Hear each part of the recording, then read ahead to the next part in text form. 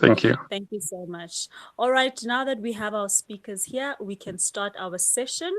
I'm going to be your host for tonight. My name is Guguletu Mahlangu, and I am going to start with introductions from our lovely editor from Food from Zanzi. Dawn, how are you? I am doing well. Thank you for having me here, Gugu. I'm here as a silent co host with you, but I must say I'm excited to be part of this dynamic space. I mean, who would have thought I'm sitting at my home and I'm joined by all the experts from all over the country, and you're sitting very far from me as well. But I'm really excited to share all the insights on Food from Zanzi, and this is obviously also part of our Farmers Inside Track specific content that we're sharing here today. This content is specifically aimed at new farmers in the industry, people who are just starting out, and it basically gives you all the easy steps to starting out in any farming operation. Doesn't matter what scale you're on, and tonight's discussion is specifically based on mushroom farming, and you can also go and check out the really exciting article of telling everyone all about this specific topic as well. But tonight is going to be exciting, and I'm looking forward to hear from all the speakers present. Thank you so much, Dawn, for that. We are excited. We are very, very excited. So let's kick off the show. We'll start with introductions. Mr. Peter Nyati, please introduce yourself, sir, and tell us who you are and what it is that you do. My name is Peter Nyati. I'm a mushroom farmer. I am based in Magaliesberg in Gauteng.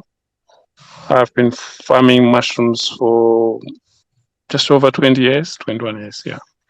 Thank you. Wow, thank you so much, Mr. Peter. Dr. Michael, same question. Just introduce yourself. Tell us what it is that you do and where you're based. Hi guys. So I'm Michael Magondo. We run a company called Wouldn't It Be Cool? We fund young entrepreneurs to get into agriculture with a focus on urban agriculture. We've been doing this for about 5 years now, and we currently have about 150 farmers that we're currently funding and incubating. And we recently started exploring small footprint mushroom farming. And I guess that's how we ended up here. We have a brand called Miller Fresh that is the brand that brings much of the produce from some of our farmers into the market. Sounds amazing. Thank you so much, Dr. Michael, for that introduction. Let me just get straight to it, and I'll ask you, Mr. Peter Nyati. You've been in the industry for a long time. Please tell us what is mushroom farming? In a sense, what kind of mushrooms can we farm in South Africa? Thank you. Mushrooms, we normally grow what people normally call white button, which you find in chain supermarkets. That's Agaricus bispora species. It also has a brown line, which some call portabella or just brown mushrooms.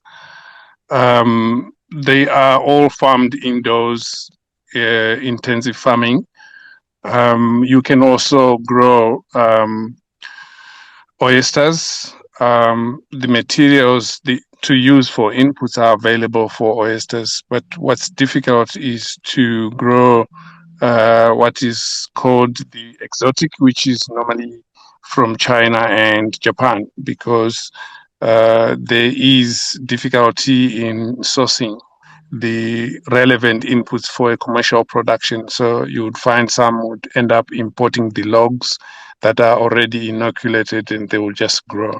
So yes, the majority of it's the agaricus, which is normally called the white button, which the commercial farms grow. And just a follow-up question on that, Mr. Nyati. You mentioned that you grow your farm, your mushrooms indoors, right? So I wanted to know, to just walk us through that. Do we need some sort of beds indoors? Do we need some sort of growth medium? Is it like a hydroponic setup, or it's soils inside a structure? It's a two-part industry, so to speak. In Europe, you don't find one farmer that does both. There is the manufacturing side where you make the growing medium, and um, when you make the growing medium, it's a manufacturing process where you use various inputs, carbohydrate source and nitrogen source, of which the common is wheat straw or horse manure together with the chicken manure, which is the source of your nitrogen. Then you make the growing medium. That takes between 18 to probably 26 days. When that growing medium is ready, that's when you then move it and you start growing the mushrooms, which is now the agricultural side. So that also needs its own knowledge base. So you need, in South Africa in general, you need to know how to make the compost, and then you do not now need how to grow the mushrooms, which means you need both investment for the manufacturing of the compost and for your growing of mushrooms. That's why it is a little bit of a barrier, entry barrier. You don't find as many mushroom farmers as one might expect. It's because you need to have both um, investment capacity for your compost making and for your growing, and both also on the technical side to know how to do it. We have had a lot of people that had the money but didn't have know-how, and you also have people who have a bit of know-how but they don't have the money. So that keeps the numbers of the mushroom farmers in the country, commercial mushroom farmers, quite low. Sure. Thank you so much, Peter Nyati, for that. And I guess therein lies the opportunity, Dr. Michael. Would you say that your company and your incubator systems helps train mushroom farmers? Well, I wouldn't say we help train. So our focus, Gugu, is, I think, as Mr. Nyati pointed out, it's a highly technical space. And, all the other stuff that we do from hydroponic farming, poultry, etc. What we're more interested in is a sustainable business model behind a small footprint mushroom farm. Um, and I think, as Mr. Nyati pointed out, we in previous pilots have tried to run mushrooms with, for instance, oyster and shiitake, because there's quite a lot of people that provide training for that. But what we found is that there isn't a vibrant enough market and good enough demand for those mushrooms. Sorry, Mr. Michael, I just want to pause there. Mr. Peter Nyati, could you please just mute your mic if you can, sir? All right, thank you. Sorry, Dr. Michael, you can continue. Yeah, no problem. So without demand, and that this is where many small mushroom farmers end up finding themselves in difficulty. You're producing something that the market has no capacity to take on. Also, I think, as you pointed out, these challenges of the inputs required in terms of the right substrates for you to produce in that space. What we switched to at the beginning of last year was to look at button mushroom, which we have successfully concluded a pilot. We have seen the production and the complexity in making the manure and the spawn and bringing that to successful production. But the other challenge that's there is still around the market. With mushrooms, you're literally harvesting on a daily basis, so you need to have a market that is able to take on your volumes daily. But because you're not one of the big players, you would need a market that can take on smaller volumes up to about 100 kilos a day, from a typical, sort of 50 to 100 square meter type production unit. So that's the area that we focus on. There's a lot of really good people with technical skills who can train the technical production, but it's the value chain that we've been working to try and figure out how do we get it right for small producers. Thank you so much, Dr. Michael, for that. And I really want us to talk more about the market side because that's very important, right? But I still want us to have a better understanding on how do we grow mushrooms. So, Mr. Peter Nyatsi, let's speak about it in layman's terms. Mushrooms is fungi. So what kind of soils do we need to make sure that we can be able to grow mushrooms? You mentioned that we need to create our own compost. You know, how intensive is that process? So we have our compost. Does the mushrooms just magically grow there, or do we need to add in pesticides? Do we need to spray, add chemicals? Please take us into the process of just producing these mushrooms, these white button mushrooms. Thank you. The making of the compost is very technical in itself. You don't actually use the real soil. You only use, in general, wheat straw or horse manure and chicken manure. And once you finish making the compost, you have to normally test it to a lab to see that it carries all the ratios of the nutrients that is needed.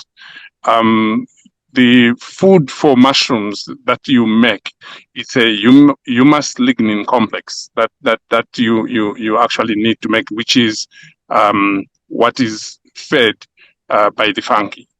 Once that's done, and you now apply the spores, which will then grow and colonize the compost, usually at a temperature of between 25 and 28. That would be given probably between 14 to 16 days or 18 for some. Once it has colonized the compost, then you bring in what is called peat. This is, in layman's terms, that's soil. But that soil is soil that has been formed the same way coal was formed. It's trees that went under, and for peat, it has remained underwater, and it's quite very soft material, which has got a very good water retention capability, so that when you apply it, your mycelium, which is the roots and stems of mushrooms, will grow through it and have water from it. It also supplies some bacterium, which symbiotically would work with the mushrooms in order for them to create the fruit bodies that becomes mushrooms. So without peat, you can also not grow mushrooms commercially. And at the moment, the peat is all imported. Years back, we used to get it from Potchefstroom. They used to mine it there, but because we have very few waterways, the government cancelled the licenses, and so generally one has to import it from Europe, where it's very abundant. Once you have put the peat on top, then you allow the growth of the mycelium into the compost. Then you go to the second stage where you allow it to form the fruit bodies, which becomes mushrooms. The fruit bodies become the size of a bean. They double in size almost every 24 hours. In 7 days from when they are small, you would be harvesting and sending them to the markets. Thank you so much, Mr. Peter, for that. And just a follow-up question with regards to the mushroom production. Please tell us, how long does it take, the process for you to harvest? How long does it take for mushrooms to grow? From the time you plant the spores to the time of your first harvest, 33 to 35 days. But once you have harvested the first batch, in a week's time, you harvest the second batch. So that depends on your planning and the system you use. You can harvest between two batches, which is very uncommon. Normally, people who do that are doing it for canning the product. They do it for machine harvesting, and the majority of people use three harvests or four harvests. You still can get some who can go up to six harvests, but the key to um, longer periods of harvesting is the hygiene aspect of the farm. The farm has to be really, really hygienic. You may need not apply any chemical fungicides at all if your hygiene standard is high. Thank you so much, Mr. Peter Nyati. Dr. Michael, I'm going to come to you now. Mr. Peter Nyati has told us that mushroom, we are forever harvesting. It takes a day for mushrooms to grow. I want us to speak about the handling of the mushrooms. Hygiene is very important. So should we have some sort of specialized kit when we are handling these mushrooms post-harvest? And also in terms of post-harvest, what kind of systems do we need and facilities? Do we need pre-cooling systems, storage facilities? Please just walk us through that. So I think the handling of mushrooms is most probably one of the more contentious areas, especially when it comes to maintaining the quality of the product before it gets to the market.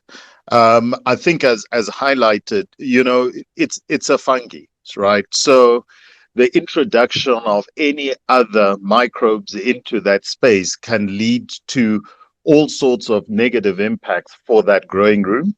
And hence why the biosecurity and hygiene within the growing rooms, especially when we're harvesting, is important. We have been piloting harvesting, looking at pulling the mushroom out of the media. We've looked at cutting.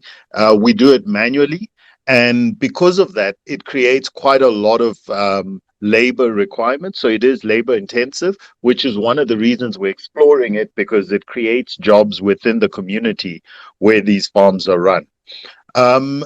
Cold chain is very important in making sure that we manage the temperature of the mushrooms from the point we harvest to the point we pack, and the point at which we get those mushrooms out into the markets. And this is one of the major challenges that then faces smaller mushroom producers, being able to ensure that you can immediately bring the temperatures down, manage the temperatures post harvesting, whilst it's being packed in the pack house, and then during delivery. And because of those, it increases the kind of infrastructure required across the value chain to be able to successfully harvest and deliver a high quality product to the market. And that also increases the investment. So trying to find ways of breaking that up across multiple small businesses is what we see as some of the areas that smaller producers are able to find opportunities to get into this space. Maybe, Gugu, if I could come in there, just latching on to what Michael has just said. What are some of the common mistakes that you found that small, people who are just starting out in the industry kind of have to deal with? And also my question was really around space. How much space would you practically need to be able to start this? Can I start in my backyard and then grow from there? Or would I need to have, as you say, bigger facilities, lots of rooms? I kind of just want to figure out how to put it together practically. I think there's also people on the call that might not always understand all the technical terms. So to be able to just explain it very simply, if possible at all. Great stuff, Dawn. So I'm nowhere near technical, so hopefully I'm going to explain it as close to layman as possible, right? So I think some of the critical areas that we see, obviously, like I mentioned, we made one of the first fundamental errors. We went off and grew exotic mushrooms, and we grew oyster, and there was just no market for the product. So, because it's easier to grow, there was training available, the team was able to grow it, doesn't mean it's going to be a successful business venture, especially for a small business. Now, that first pilot, it was the second pilot, was conducted in a container in Fordsburg. The first pilot was conducted in a basement in Joburg CBD, a Chamber of Mines, and that was a total of 36 square meters. But the issue there was really the infrastructure required to be able to get a decent grow going. What we found in the current pilot that we have currently going, and some of the challenges that we've noted, has been that once you've got, so we are now growing white button mushroom, as Mr. Nyati pointed out. There's much better market demand for it, but being able to ensure that you are harvesting very quickly so that the good quality product is what you're bringing to the market. It grows rapidly once the mushrooms start growing, and you need to ensure that the market can absorb all the product that you have. In terms of the space, I mean, at the moment we use, and I'm sure some of my team is on the call, we use about, I think it's about 75 square meters, and it's not a massive amount of space that you would need to have a productive operation. But I think, as pointed out, we do not mix our own compost at the moment. And part of that is because of the difficulty of importing in the peat and then having to mix it. It's extremely technical. It requires facilities where you can control temperatures and test the compost itself before you inoculate it. So trying to do it all is the model that is done by the larger producers. And you know, if you've got 5 or 10 million rand, that you could do. But for the smaller producers, I think one of the mistakes is pursuing that model. I think as smaller producers, we need to come together and have different roles across smaller operations. That way, a producer of inoculated compost can sell it to a producer of, you know, to a mushroom grower who can sell the final product to a distributor or aggregator who has access to a pack house and the cold chain. And that's what we've seen as being part of the mistakes that have been made in the past, and has resulted in many smaller operations failing to achieve any level of commercial viability.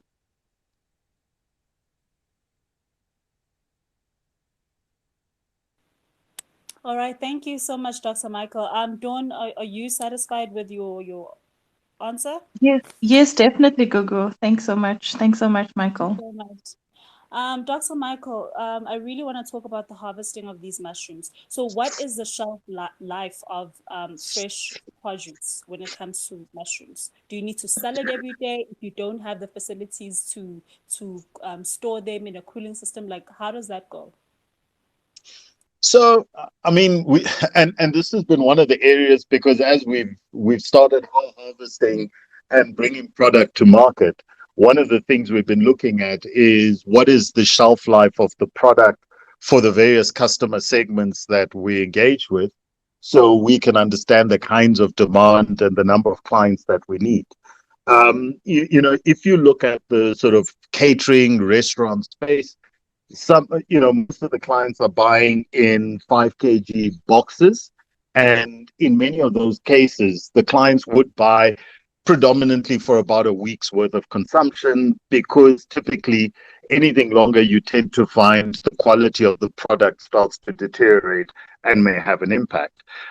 Retailers are usually buying pre-packed product in pallets, and they're also looking at about 3 to 5 days worth of shelf life on the product. Now, what we've also noted is some of the sort of restaurants have been able to get in place much better cooling systems, with very little variation in temperature, etc., and can try and push to maintain the quality of the product a little bit longer. But if you look at typical operating environments, you're sort of looking at 7 days. I don't think you would go beyond 14 days with the product. Mr. Nyati, I think, has been in the space a bit longer. He might have additional information to share as well. Thank you so much. Mr. Nyati, are you still with us? Yes, I am. Thank you, Mr. Nyati. So the question was the shelf life of the mushrooms. So we've harvested. How fast and soon do we need to take it to the market? And I also have a follow-up question for you, so you could just start with that one. If it is the white button, the average shelf life that one gives to the customers from the day you dispatch or the day you deliver to them is usually 4 days. There are some who would go on for 5 days. So they have to.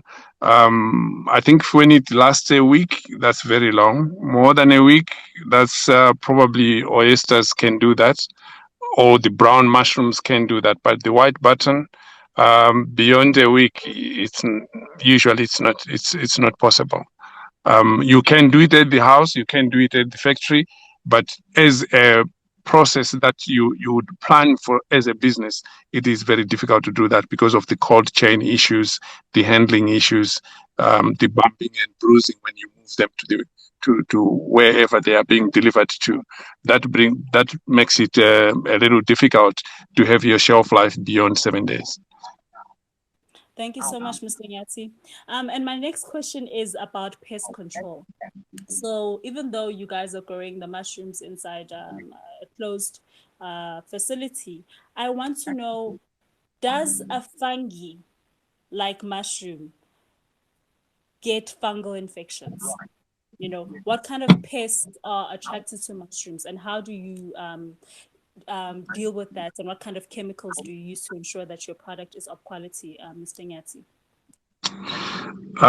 For mushrooms, the most common um, disease or fungi, it's called Mycogon persona, but it's a dry bubble, the common name.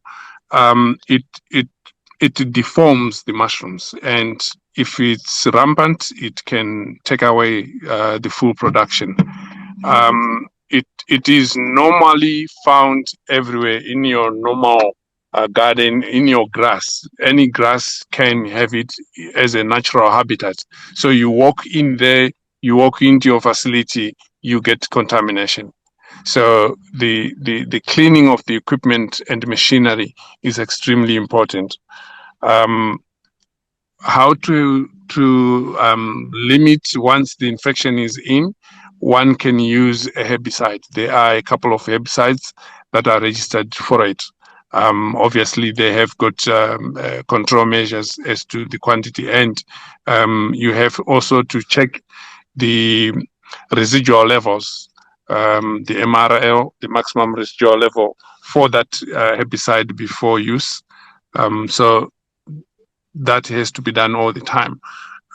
You can also have um, infections or damage that can be caused. There are some little flies. They are called phorids. Those ones also are attracted to mushrooms. And if your facility cannot close and seal properly, they can also cause damage. You also have certain chemicals that could be applied um, during the phase um, when they have from the egg to when the eggs hatch. You can have a treatment which would kill them off before they become flies. And what about the fungal infections? Do we get any of those at all? Yes, the wet bubble I mentioned, it is a fungal infection, Oh, which okay. when the mushrooms are infected, they are deformed. They become formless, shapeless. Yeah, it totally destroys the crop. Yeah. All right. So pest control Google. is also taken very seriously in mushroom farming, despite it being in a very controlled environment. So, Mr. Dr. Michael, Let's talk about the difference now. We've established that South Africans love buttons, white and brown buttons.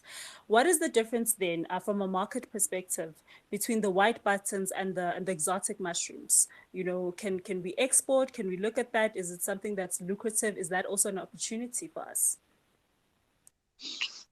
So, yeah. So before I talk about the market, I just wanted to mention. I think one of the other areas of infection is also when you get mold, especially during the preparation of compost. So it is one of the risks when you're not when you're not making your own compost, because you're dependent on the hygiene and the processing done by the party before you, and mold can destroy a grow room in terms of the productive yields that you get at the end of the cycle. So if we're to look at the market, I think the difficulty with mushroom, and Mr. Nyati's pointed it out, is, the product deteriorates pretty quickly. It is very sensitive to handling. So, and one of the reasons why we looked at mushroom farming for urban farming was because we can locate production as close to consumption as possible. And obviously that reduces the impact of transportation and shipping. So, as a small producer, and our focus is predominantly on small producers, because those are the entrepreneurs that we're trying to support and fund. As a small producer, the opportunity to export is not really a viable one, and that really leaves many of our small mushroom producers really focused at supporting a domestic market, and most probably a market close within the locality where they are producing. And in that sense, it's really, the exotics are really going to be considered by some of your high end hospitality type of facilities who can incorporate it into their menus. But predominantly the market, which is heavily influenced by the demand from the retailers, is really going to be focused on predominantly white button and to some extent brown button for that market, and hence why it's been very difficult to get any other varieties really strong. Yeah. Okay. Well, that makes sense. Thank you so much, Dr. Michael.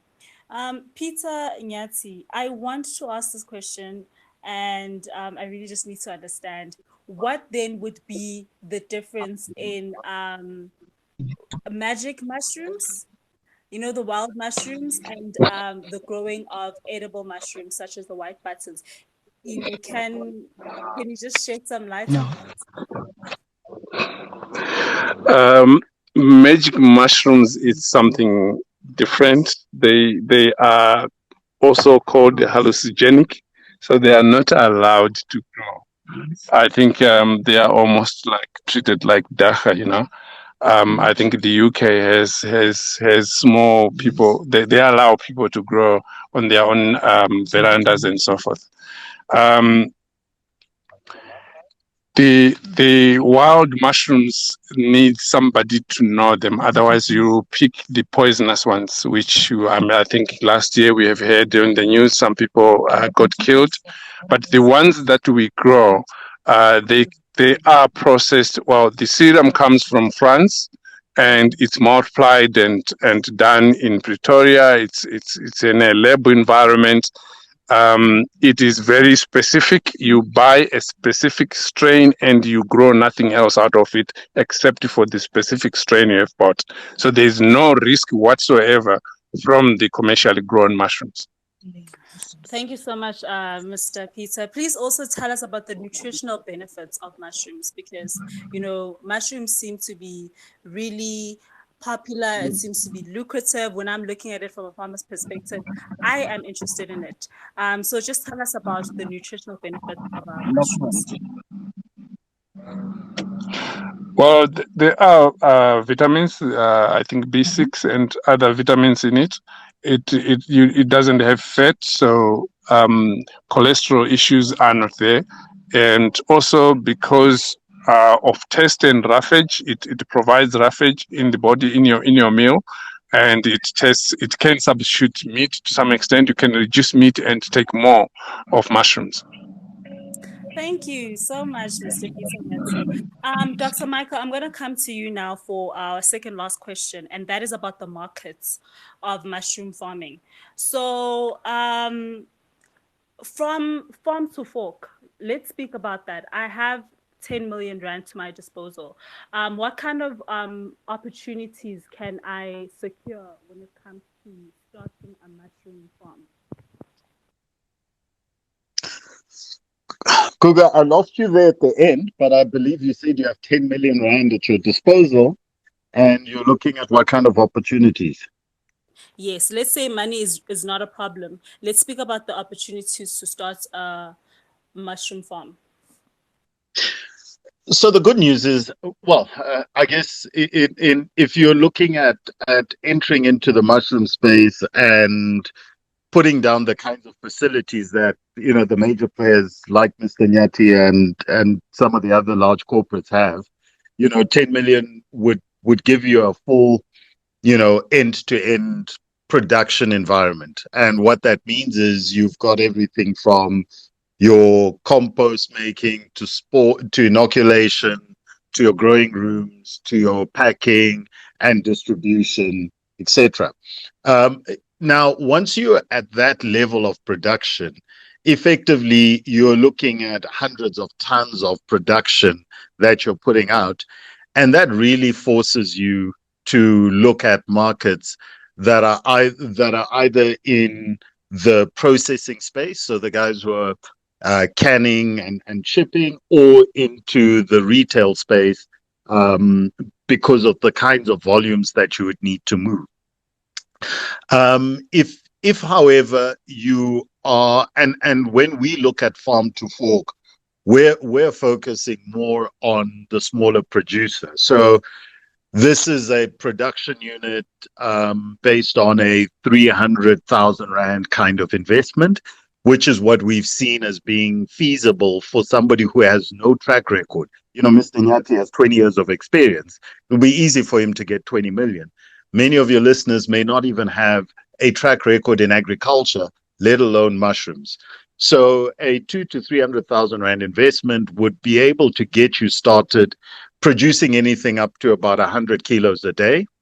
And what we see the opportunity there is to supply direct to communities that are located within a 2 to 5 kilometer radius of that particular production unit. And what that does is it helps the community secure a very, highly nutritious, food for their diet, and at very fresh quality and at a reasonable price, because it is coming direct from the producer. And we believe that that kind of model would allow for a profitable operation, and operations that can be dotted throughout, a province like Gauteng with many urban spaces that can be served.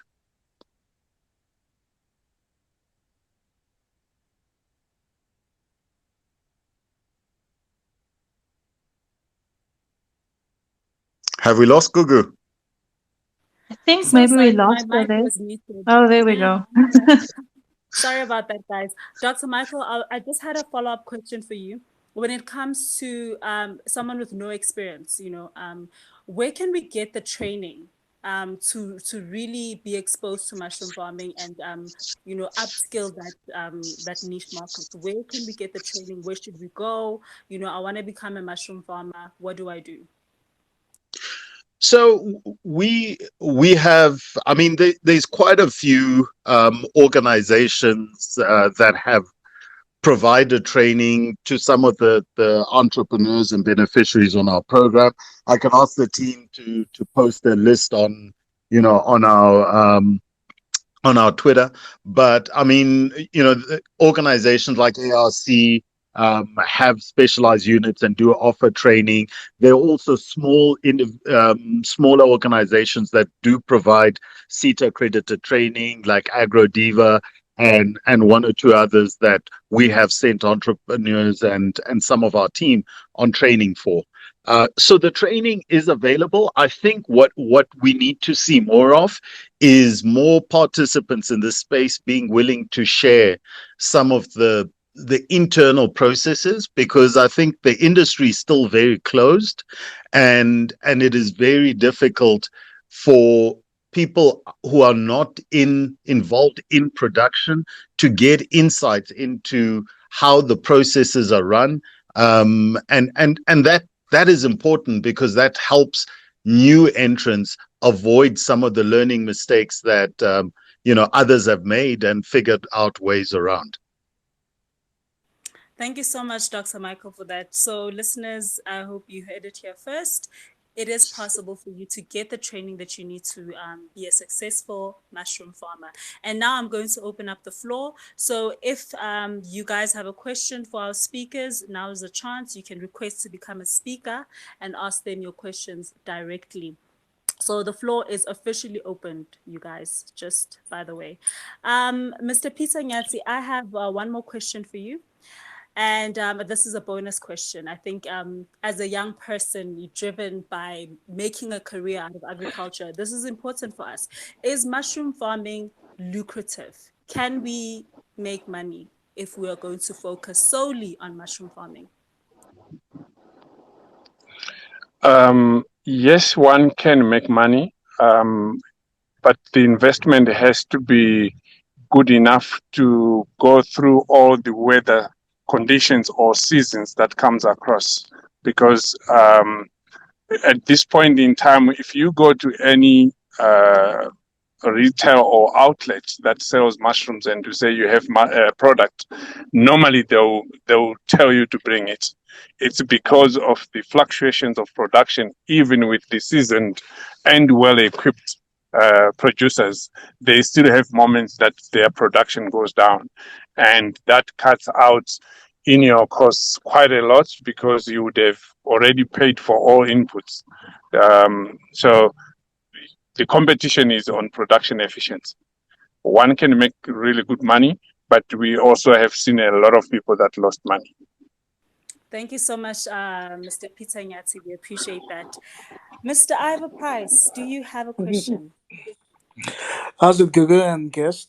Thanks for a very insightful conversation. I'm quite intrigued about the numbers being mentioned in different conversations. I heard on the upper side of the scale, 5 to 6 million rand investment. On the lower side of the scale, I heard somewhere between 200 and 300,000.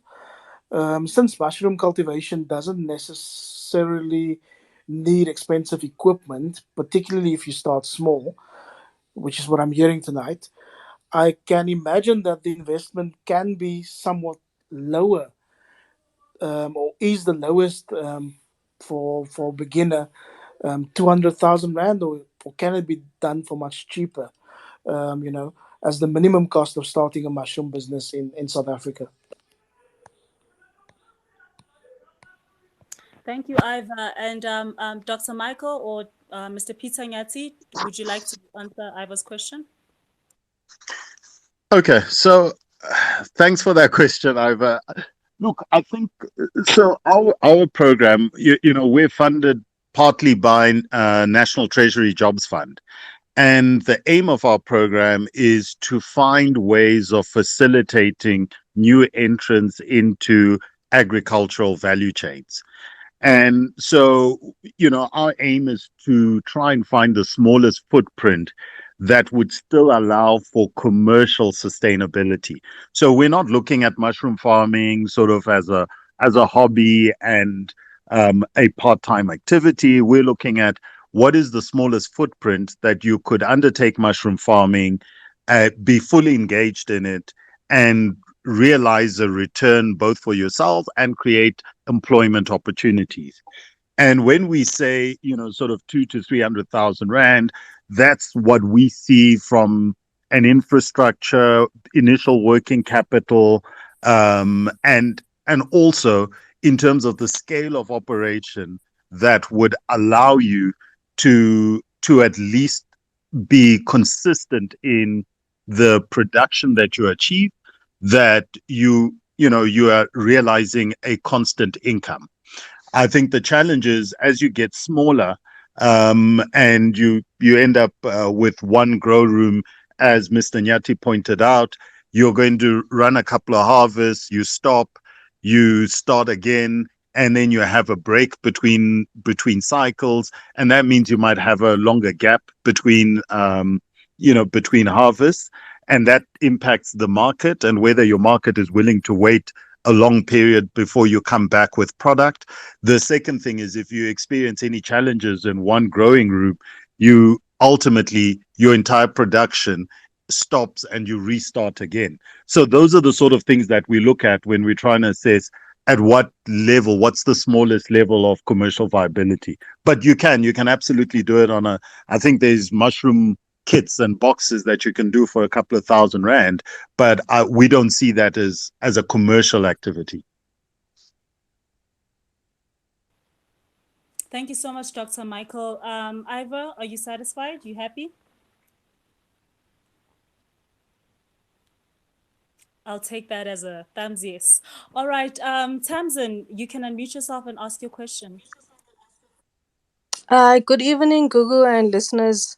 I just want to know, how are you competing against your big conglomerates like your Denny's, and how viable it actually is when you already have these big players in the market?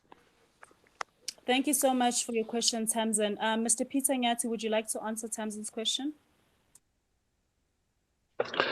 I think the Denny is quite big. It takes up to 40% of the market share in the country, and for one to start a mushroom farm, for an example, if someone comes to me and say, "I have R1 million, can I start a mushroom farm?" The question would be, do you want it commercial or you want it as a hobby? If it's commercial and you expect it to grow and you make your own compost, usually R1 million, I would just say, well, I think it would be very difficult for me to help to design a mushroom farm that would be from R1 million. I haven't done that, and so it will be very difficult for me to do that. So when one does 300,000, 500,000, and you want to be commercial, I'm not sure how many growing rooms you can grow, you can make, you can construct with that kind of money. And also because if you, for an example, if you want to have a full cycle and you have what we call a phase 2 compost, it means you need a minimum of 8 growing rooms for you to maintain your cycle so that every week you are in the market. If you have a phase 3 compost, then you need a minimum of 6 rooms for you to maintain a cycle. So it means even if there are 50 square meter rooms, you need. So I'm just misplaced in terms of what I've exposed to. It's the competition becomes very tough even for we.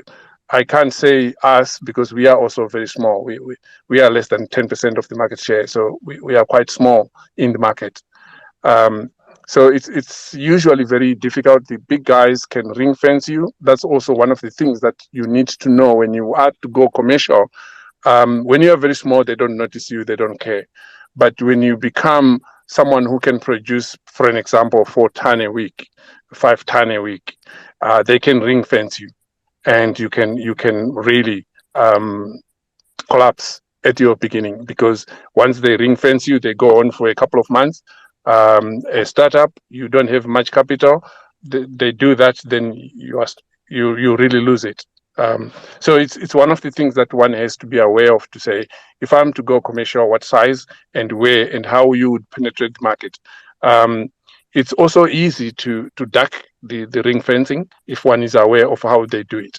So it's doable. It's not an impossible situation, but one needs to have a little bit of money and a bit of reserve so that when things go wrong, things can easily go wrong in mushrooms. Like I said, people who like Denny mushrooms, everyone else, I thought we all have dips. We all have dips. It's very common.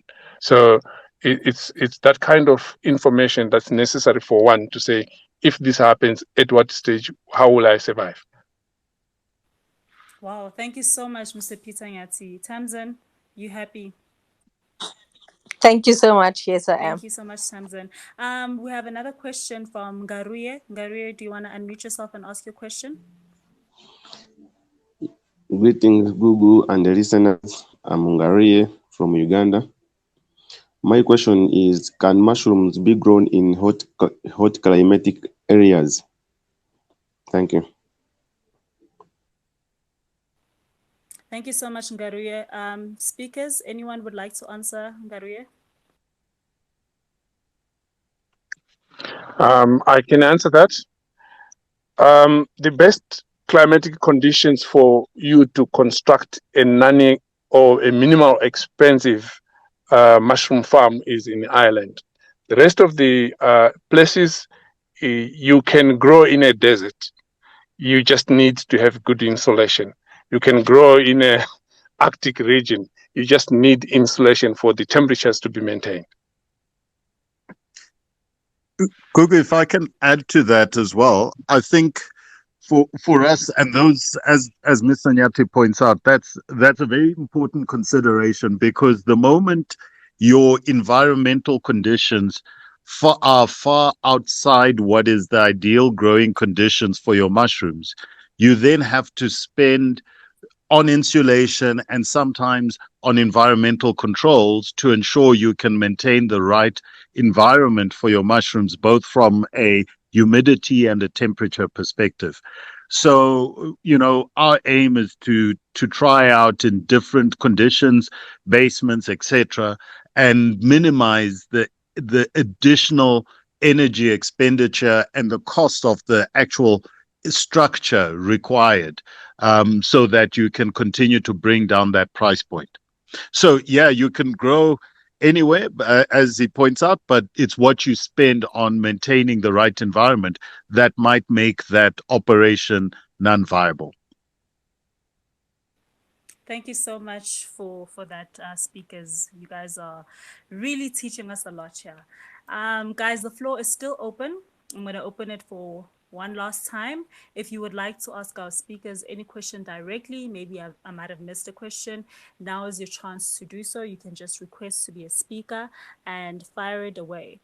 I would like to know, Dr. Michael, where can one get a hold of you? I want to know more about my mushroom farming. Could you please just maybe share your details and tell us where one can reach you if we have any questions or would like to join your organization?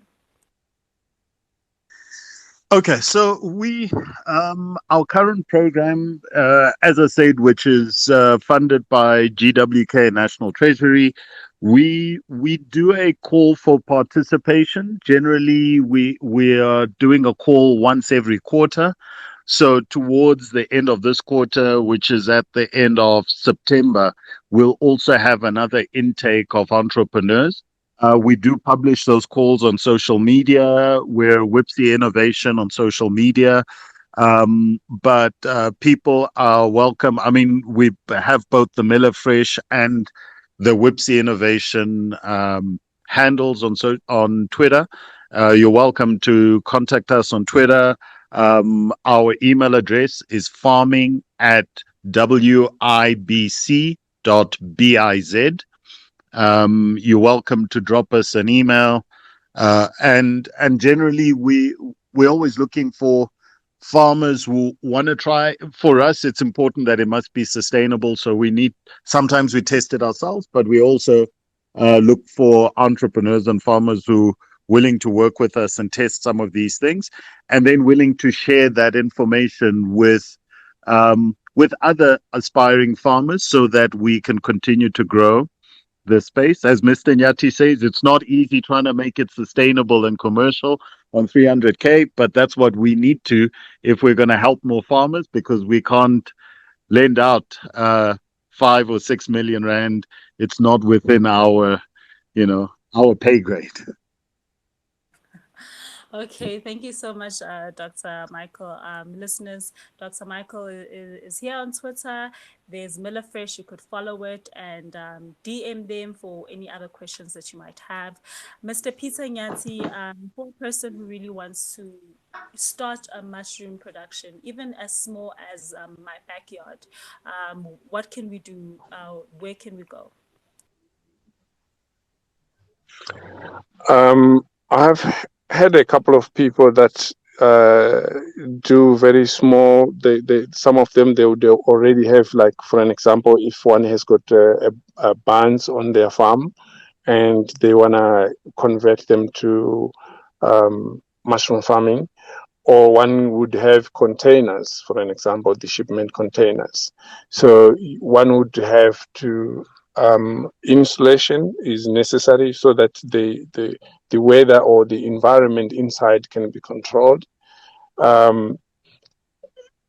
If one has to do that, in most cases, it is a bit easier if one could separate or split, whereby you focus on the growing of mushrooms and you outsource the growing medium, the compost. Someone else can supply you.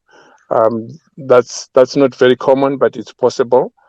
That's the model that Holland, for an example, has. There are only 2 mushroom compost makers in Holland, and you have more than 100 growers. So they have modeled it so well that almost every other person can grow mushrooms, and they share information, which is unlike in our environment. To actually be shown around, it's not easy. I worked at a mushroom farm 21 years ago. For me to walk back where I know I've worked there for 6.5 years, just to walk back and say, I have this problem, like, can we talk? There's no such communication. So it's very difficult. You have to have people that you can almost be friends, so to speak, and then you can share information. But in most cases, there's no sharing of information. So you sort out your own problem. So everyone wants someone else to be down so that the market is open. That's how the environment is. Obviously, it may need change in times to come. When you are outside, it's not nice. It looks very cruel when you are inside and you are owing money. You think, well, it's safer. There's no right or wrong about it, but it's quite a difficult environment, so to speak. Thank you so much, Mr. Peter Nyati, for that. And I think therein also lies opportunities with what Mr. Peter Nyati was sharing with us, that we can also become suppliers so that more and more of us can become mushroom farmers. Dawn, do you have anything you'd like to add on to our session? Yeah, I think maybe just my last question would be around some of the byproducts. Besides selling the mushroom as we know it and see it in the stores, what are some of the other options for producers in terms of agro processing? Like, what else can we possibly do with it? And I don't think we've covered that yet, but from my side, I was actually quite saddened to hear Peter talking about how closed off it is. And I think creating spaces like this is important, specifically to new farmers who's considering this as an option. So thanks so much to everyone who joined, and specifically the speakers. So, Don, if I jump in here, I think from some of the work we've done, one of the things we've identified is, especially in the fresh produce segment, is the dehydration of produce as a way to extend shelf life, to maintain certain properties of produce and be able to make it available to different markets. We've got an entrepreneur called Linda Mieza on our program who runs a business called Food Masters. She dehydrates. We've approved her for an equipped facility that's capable of dehydrating a wide range of produce. And in our first harvest cycle, one of the things when we realized we had waited too long for our for the harvesting of our mushrooms, she took on about 200 kilos of mushrooms and dehydrated that and is exploring markets for dried and powdered mushrooms as well. So there's a very strong opportunity around that and possibly exploring export markets for something like that because there's much better durability to transport something like that. The other area that we're very interested because we do quite a lot of hydroponic and fresh produce farming is the use of the residual compost in other agricultural productive activity, and we think there may be a very strong opportunity to create circular systems through such models as well. Yeah, I think that sounds great. Gugu, there's nothing else from my side. All right. And it I seems from the listeners, there are also no questions, no further I have a questions. question. All right, Ngaruye. Me too. Sorry, Gugu. Oh, okay. No, guys, fire it away. Ngaruye, would you like to start? Yeah, my question would be about the poisonous mushrooms, because here there are some mushrooms which are very poisonous. Okay, so would you like to know if we can sell, eat, or what do we do? I I would like to know the solution, because someone ate it and he was almost dead. So since we have mushroom experts, I would like to know more about what type a farmer or a consumer should eat, and which type they shouldn't. Thank you. All right, brilliant question. Thank you, Ngaruye. Speakers?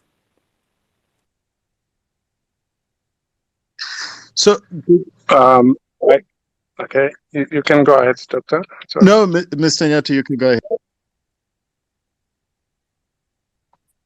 Okay, thank you.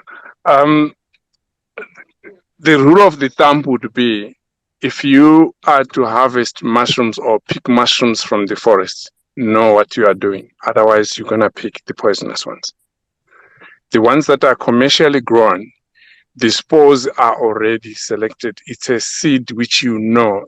There is no two ways about it. It is extremely safe. So whatever you buy from the retailers, it is a product that will not, unless you are allergic to mushrooms, there won't be any problem. But if you are to pick from the forest, even myself, I'm a mushroom grower. I don't pick mushrooms from the forest. For the mere reason that you may not know, because from an appearance perspective, you would not know that this is the poisonous one. This is the edible one.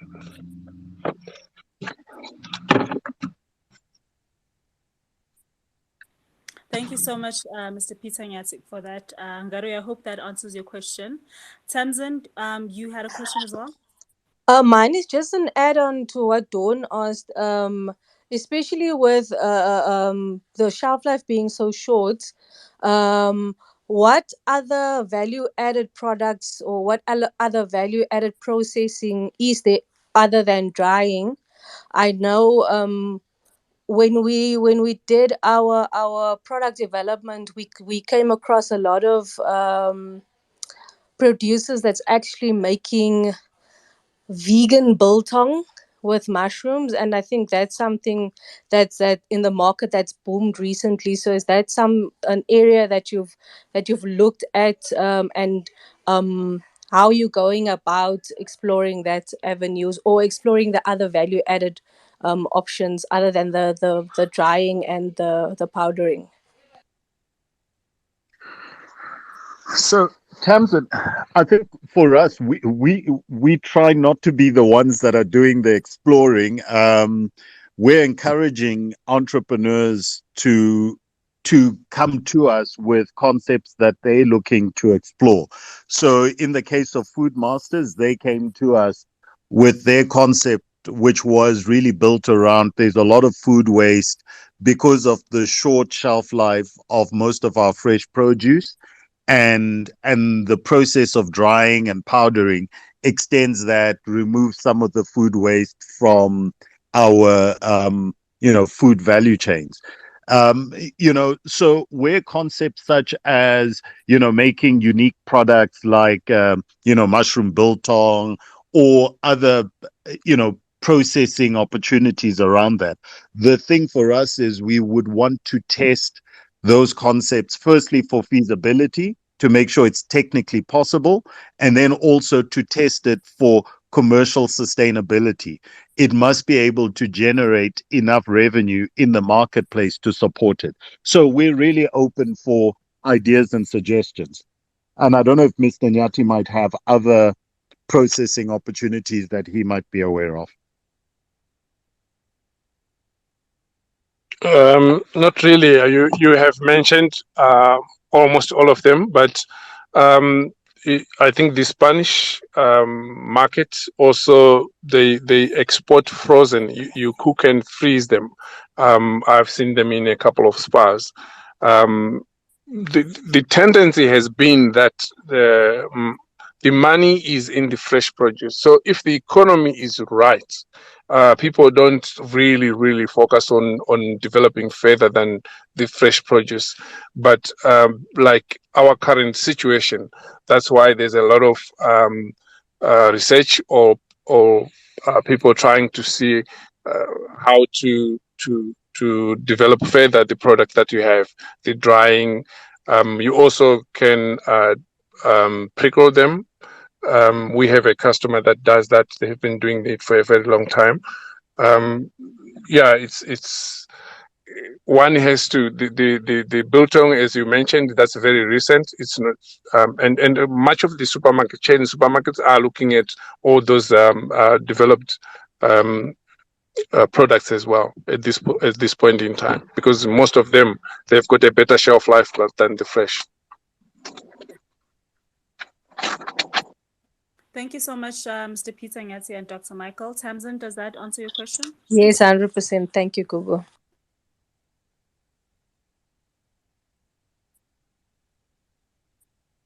Google, are you still there? So sorry, guys, my mic was muted. Thank you so much, Tamsin and Dr. Michael and Mr. Peter. I don't think we have any further questions. So this will bring us to a close on our farm spaces. And I just want to send a huge, big thank you to our speakers. Dr. Michael, you were very insightful. Mr. Peter Nyati, you really taught us so much about the ins and outs of mushroom farming. And I'm sure we're going to now make better informed choices when it comes to starting this business. And I would also like to thank you guys for joining us. We host these farm sessions every Monday at 6 p.m. Central African time. And Dawn, would you also like to add on a few words? Yeah, just in closing, Gugu, I think for anyone who wants more information, they can definitely hop on to foodformzamsi.co.za. We published a story specifically outlining all the elements and all the information that you would also need to start mushroom farming. I think Mr. Peter Nyati has also been featured on Food Form Zanzi. So if you'd like to know how he got started in the industry and all of the things that he's had to go through to get where he is today, you can also read his story on Food Form Zanzi, and just follow this platform. We'll be having many more of these discussions as time goes on, and I'm thankful and grateful to everyone who joined this evening. And thanks to you, Gugu, you're an awesome host. Thanks so much. Thank you so much, Food from Zanzi. Thank you so much to our listeners. And as Dawn has mentioned, we host this every single Monday. So come join us and come with questions, guys. This is really a safe space for you guys to really ask the questions that you've been dying to ask, but have not had the opportunity to. So this brings us to a close. Thank you guys for joining us, and good night.